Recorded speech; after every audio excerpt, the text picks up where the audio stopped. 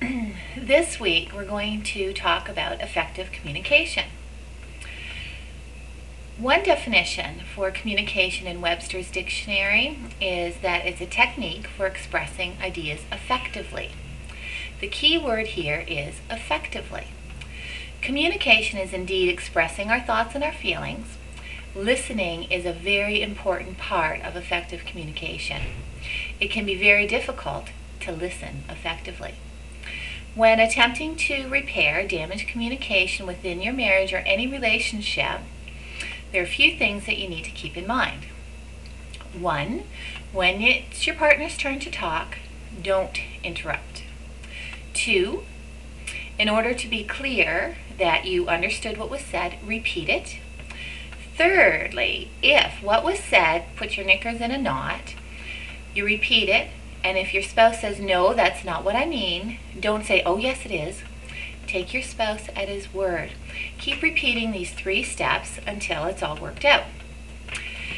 If what your spouse said does indeed get your knickers in a knot, and when you've repeated what you believe you just heard, and that was indeed what your spouse meant, don't fly off the handle. Remember, you also will have your opportunity to communicate effectively, which is when you can explain yourself.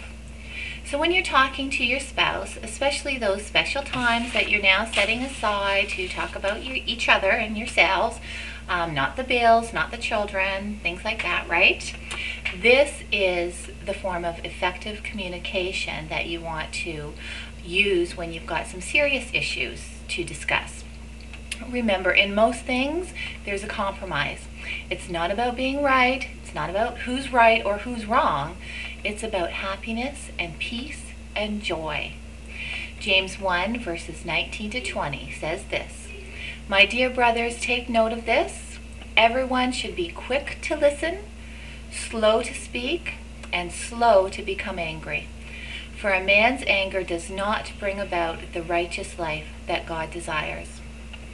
Now, folks, this is our last discussion on marriage and relationships. Next week, what I'm going to do is recap everything that we've talked about over the last few weeks.